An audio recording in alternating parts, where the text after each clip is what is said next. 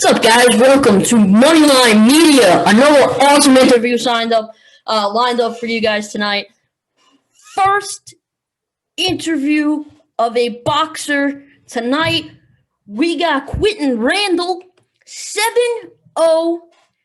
7-0-0. Sorry, still getting used to the boxing terms. He's a pro boxer out of Houston, Texas. He was the captain of the USA boxing team in international competition. He's a great guy, and you guys might see him in the Jake Paul-Ben Askren fight as he's in the undercard. We can't wait to talk to him all about it. He has such a unique journey of how he found his way to becoming a professional boxer. Guy's got an inspirational story, so stay tuned. It's going to be awesome.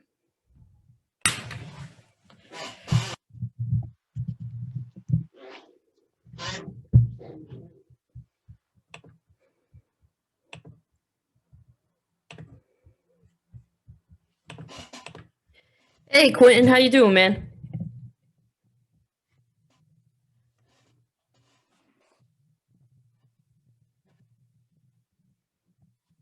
Cannot hear you. Wait 1 second. Man, can you hear me?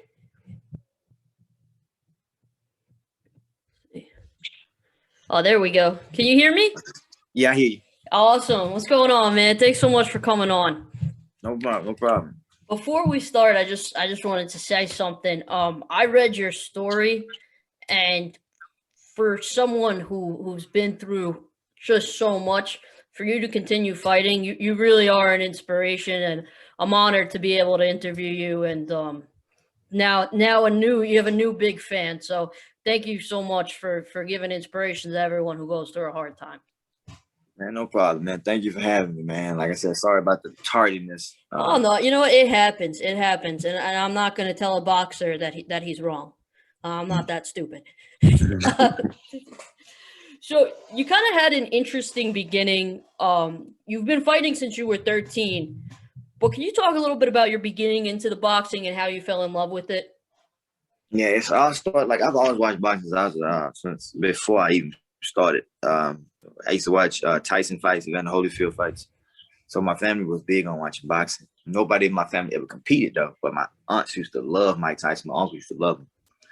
So from the age, if I can remember, from the time I was 7 years old, from the time I started school, I was always getting into fights in school, outside of school, in the neighborhood. So there's some kids in the neighborhood that was in the gloves. I was around about 12 years old at this time. And so I wanted to get in because I wanted to do what I seen Mike Tyson do and other fighters do at a particular time. And so I got in, man, and I was probably 12. I was in there with somebody that was like 14, 15. He was older than me. And so, man, he hit me with a punch. I think he hit me with a hook. And he fucking wrung my ears. And ever since then, I was like, yeah, this is what I want. He gave me a headache. He hit me so hard. And I was like, yeah, this is what I wanted. I fell in love from that moment on. So you kind of had an interesting path to the boxing, obviously. Had a little bit of adversity in your younger years. But then you end up, with all that adversity, becoming a captain for Team USA. For everything that you had gone through, what was that like to represent your country? Man, first, it was never part of the plan. I can tell you that. I had no idea that I'd be on the USA team, let alone being the team captain. So, because it was so many other fighters that was on the team that had been doing it since they was 7, 8 years old. They had hundreds of fights. They was far more advanced than I was as far as how long they've been doing it. But I wasn't too far off because I just dedicated my whole life to the sports since I started competing. So, man, it was dope though, man. It was dope because I still have a relationship now. I'm considered the big brother, and a lot of us went pro. Yeah, maybe 1 or 2 that's still on the team, but it was dope, man. Those are some of the most important relationships I have in my career right now in my life. So it was all worth it. It was like I said, it wasn't part of the plan. I didn't know it was going to be a part of the journey, but I'm glad it was. One word to describe your time with Team USA. Phenomenal. I like that. National champion. So you were the #1 amateur boxer at one point. What was that like as well? Oh, that was playing. That was playing. That was playing. And so I had been at it for a minute. I mean, I went to so many national tournaments. And I just kept falling short. I kept making it to the semifinals. And I can never just punch there. It was that I was always having issues when I got to the semifinals. I was fighting a lot of injuries because I had a chip bone in my elbow. I had that for 3 years. So by the time I made it to the semifinals in each tournament, my arm was just no good. After the first 3 fights, it had gotten so swole. It just kept getting shorter and shorter. So I had like a 6-inch difference from my left arm to my right arm because my elbow was locked. So, but I kept fighting like that. So my last tournament, I was like, man, it's all or nothing this one. Like, you're gonna have to fight through it. And so I was able to get massages this last tournament, able to keep massaging, so they kept the swelling down. And when that helped me a lot to finally win my national championship. But that was part of the plan. That was always part of the plan, become number one. And after I went number one, I was planning on going pro, and then I had no idea I'd go on the USA team. I didn't know that was part of the plan, but I'm glad it was, though, because I got a lot of experience fighting different countries. I got a lot of experience. Now, in other interviews, you talk about how you almost prolonged your amateur career to continue to grow. What also went into that? I know that you decided to transition to professional a little bit later. What was that like for you? Why that path? Because I knew I'm a very harsh critic on myself, and I've learned watching this sport that a lot of American fighters lose to European fighters, or they lose to a Cuban fighter, or somebody from Russia or Kazakhstan. And I wanted to be able to say, I know their styles coming out of the amateurs. I wanted to be 100% ready when I went pro. So later in my career, if I did have to fight somebody from Cuba or Kazakhstan or Great Britain or any country, I'll be ready for them because I had the experience competing with them on the USA team. And that experience was priceless. I needed all that. And so that helped me be the fighter that I am now. So you bring up an interesting point. You wanted to kind of go against these different countries and all that stuff. How does every country? I'm a new combat sports fan. How does every country vary? Is there differences in the way they train and what they're better at? Yeah, the Cuban style is different than American style. The Great Britain style, it's all different. International fighting, each country has their own style. The top 5 dominant countries is Cuba, Kazakhstan, Uzbekistan, America, and probably Great Britain. And so, but we all have our own different styles. And so Cuba probably has the most effective style as far as the amateurs go. Okay.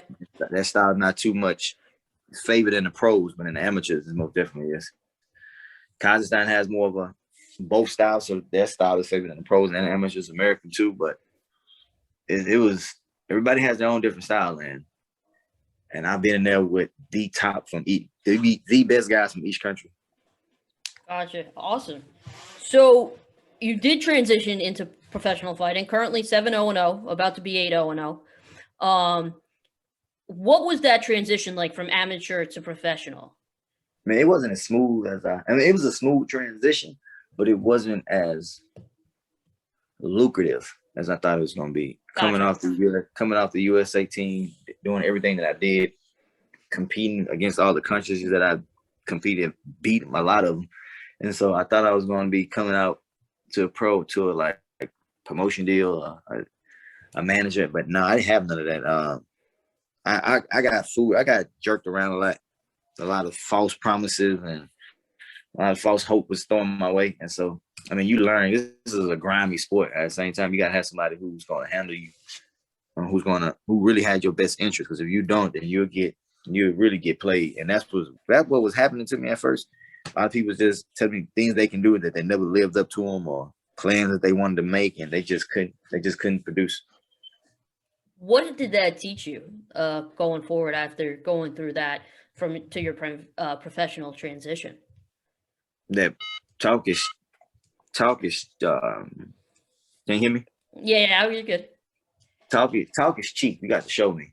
You can tell me anything. You can promise me the rain, the stars, and the moons, and the mountains, but you can't show me shit. There ain't nothing for us to talk about.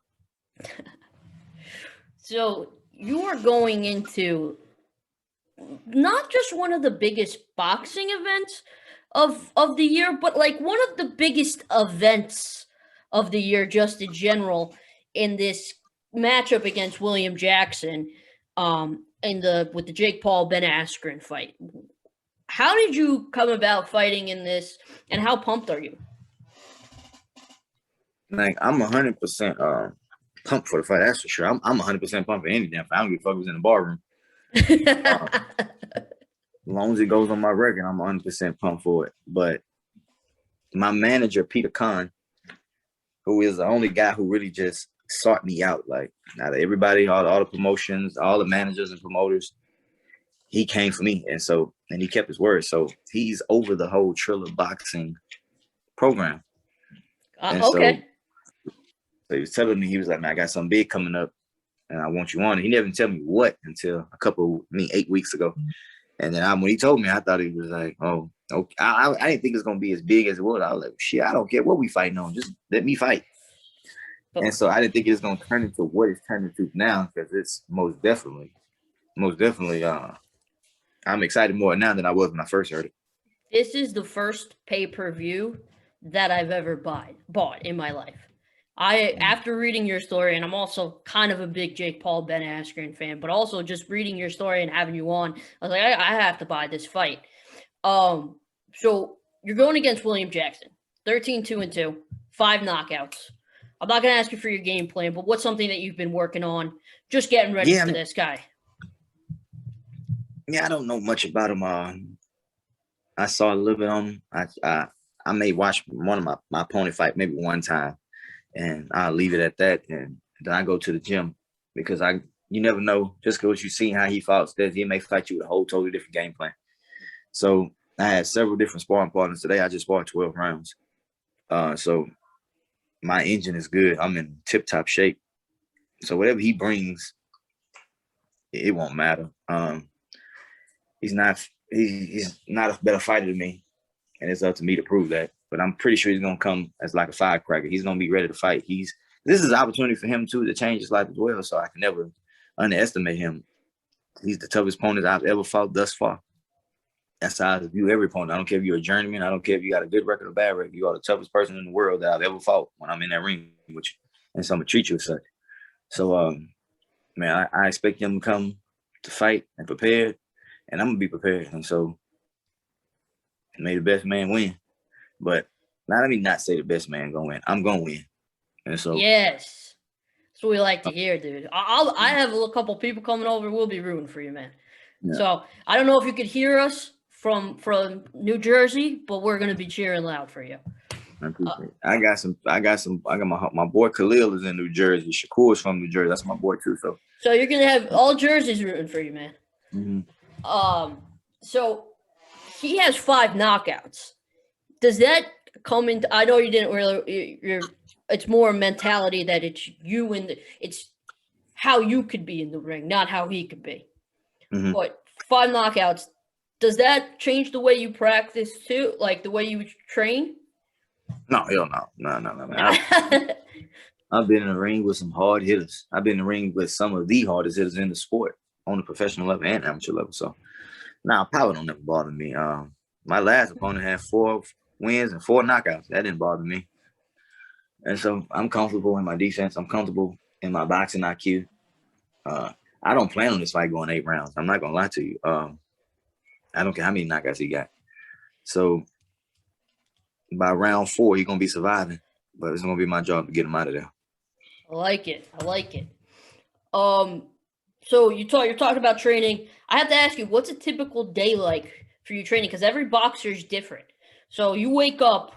What's the first thing you do? Give me a day in the life of Quinton. Man, I wake up around about 4:30 a.m., 5 a.m. First thing I do is I thank God for the day. I make my protein shake. I go straight to the gym. I'm training like 2 hours straight. After I finish that training, I probably refuel back up, and I got to go train again, do strength conditioning an hour and a half, maybe hour, 2 hours later. I do that. Then I have a kind of a break from a couple hours. So I may take a nap, tend to my dogs, and after that I wake up and I go back to the gym. So it's training 3 times a day. That's all I do. right now I'm only doing it twice a day because I'm starting to come down off all the intensity training. Gotcha. So, but yeah, that's all I do, man. Train and chilling my dogs and watch a lot of TV. What's recovery like? Like after you train 3 times a day, what's the first thing you're doing for recovery? It's 3 things I'm doing. I get massages, I'm doing ice baths, or I'm doing hot Epsom salt. Hot Epsom salt. Okay. Okay. The day of the fight, you wake up. What's the first thing you do? Say my prayers. Be grateful for where I'm at because I know where I was been and where I'm trying to go. And I got to tell him, I just remind myself, he's in your way. You came too far just to come this far. So he's in your way. Get him out the way. But I'm excited. I'll be excited as hell. I'm not going to lie. I'm never going to a fight asking or thinking if you're going to win. It's never that. It's always how I'm going to win. I'm going to win by knockout. I'm going to win. I'm going to look perfect, flawless. It's going to be kind of rough. It don't matter how. It never is if I'm going to win. It's never if. It's how I'm going to win. It's always how. It's going to be ugly, pretty, rough. Knockout is just how I'm going to do it. You talk about where you've been, and I know your story, but maybe people who are watching don't. Can you just give us a little background on where you've been? And if you don't want to, no big deal. We don't have to. Man, I've been to the lowest part a man could be. Growing up in poverty to going to prison, being stuck in a 6x9 cell for 18 months straight for 24 hours a day, to burying 2 kids. Man, you can't get no lower than that, man. I've been to some dark places, and I've always able to come out on top. So, yeah. So ain't no man. I can't let nobody stop me from getting to where I want to get. If that didn't stop me, then hell, ain't no man finna stop me. By the way, anyone who's watching this, if you aren't able to root for this man, there's something wrong with you, because he is an inspiration. He got up and he's in one of the biggest boxing events of the year, maybe of the decade. There's so many things going on at this event. This man has literally crawled out from a point that a lot of people would have just stayed buried. And you are an inspiration, dude. Like, unbelievably. Appreciate it. So, all right, I gotta ask you, because even though you didn't have a traditional way of coming into boxing, you are a traditional boxer as you've gone to the USA. So I gotta give you this question. I don't know if you're gonna like it. Is it weird knowing that you've gone through all this and you're kind of in this? It's a little bit of it's an awesome event, but it's a little bit of a circus. There's a couple of different pieces to the Triller Fight Club. Is that a little weird for you? Now, I don't see it as weird. It's kind of exciting because I was like, I never thought I'd be on a undercard of a YouTube fighter. That's where I was going, but I didn't want to ask you. But I never did. I never thought about it. Hell, if it's bringing a crowd, if it's bringing eyes to me so I can broaden my career and get more attention on me, then I'm all for it. I don't care who else is on the card, as long as I'm on the card, as long as I get my opportunity to showcase my skills and show that I'm a real threat in this division, then that's fine with me. Yeah. I mean, I never knew who Jake Paul was until he knocked out Nate Robinson. I heard of Ben Askren because I seen him get knocked out in the UFC before. So, I mean, the Jorge Masvidal, that was rough. So after you take care of William Jackson, will you be sitting around watching the fights, or are you? Yeah, I'm gonna enjoy this whole show. Like, yeah. I'm enjoying it. I'm taking in the experience, the journey. I'm taking it in bit by bit. I'm going to enjoy it because, like I said, this was never part of, like, I didn't know how my life was going to turn. I just know what I wanted to do. Didn't know how I was going to do it. Didn't know what corners I was going to have to turn and what directions I was going to go. But I'm here, so I'm going to enjoy every damn minute of it. Do you know when you're going on? Do you know, like, I believe I'm the second fight of the Lorenzo Simmons is first. Okay. And then I'm after him. So I'm pretty sure. I think the show starts at 5:00. Then I should be on around between maybe 5:30 and 6. Okay. Where is it in Atlanta? It's in Atlanta at the Mercedes-Benz Theater. Okay. Awesome. This is the first boxing event they've ever had. So I'm So looking forward to it. so you're gonna be on the pay-per-view. Yeah. Right? Yeah, that's so sick. Or what are you most looking forward to? Like, is your family gonna be able to be there?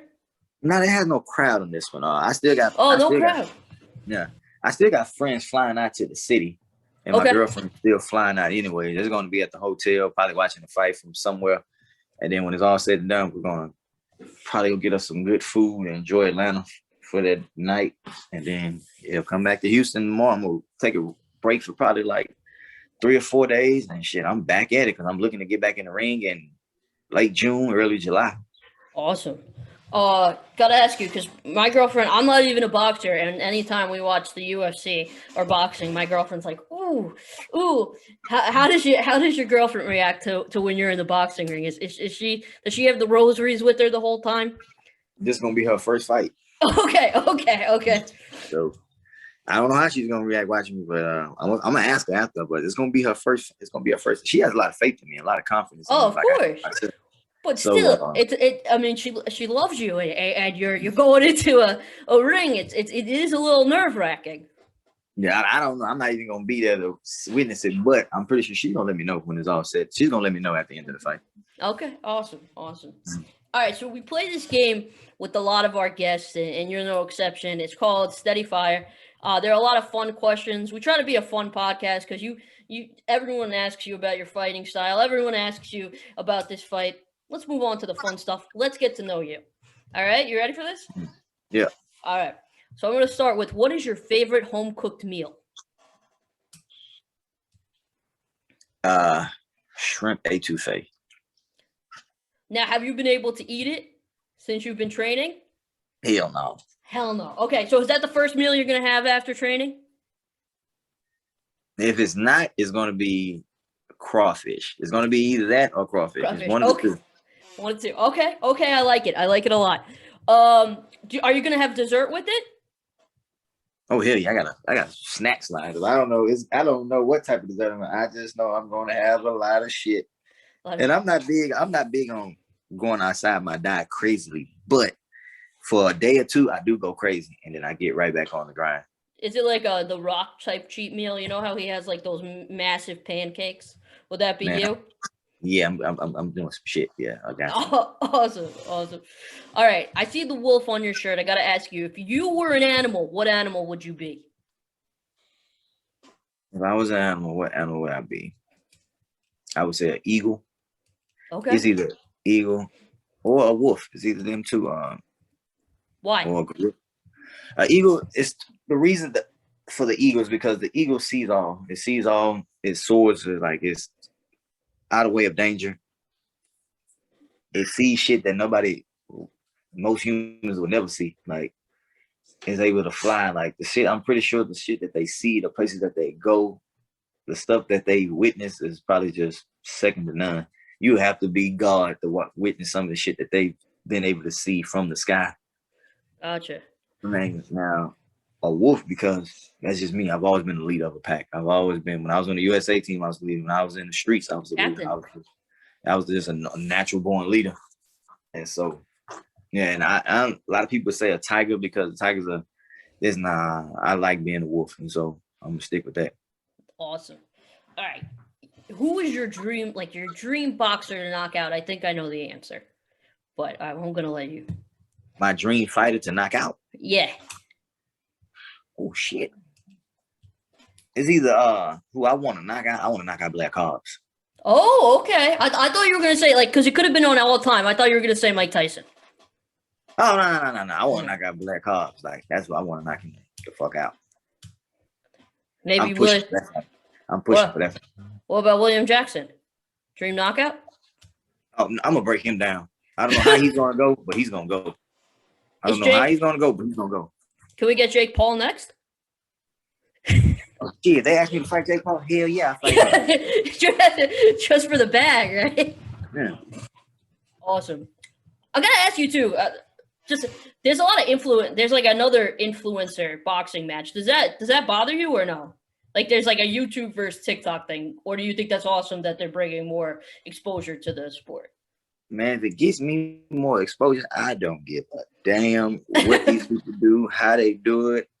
Man, we live in a different world now than we did 10 years ago. So, man, yeah, I don't give a damn. Man, I not like I said, I don't know much about Jake, but from what I did watch, he actually takes boxing seriously. Like he actually loves the Oh sport. yeah. Like he does a lot of training, and he's not bad. The person for somebody who started real late in their career, he's not that bad, and he actually got a little skills to him. So I'm eager to see. Like I honestly think he's gonna knock Ben Askren out. So, but Right. that's just my opinion. But I mean, I wouldn't say I'm a fan of him, but You respect him. I respect him. Yeah, I'm going towards him instead of away from him. Yeah, a lot of people go away from him. He's very hated, but I think that it's like an envy thing. All right, back to the game. If you weren't a professional boxer, what would your career be? Dog breeder.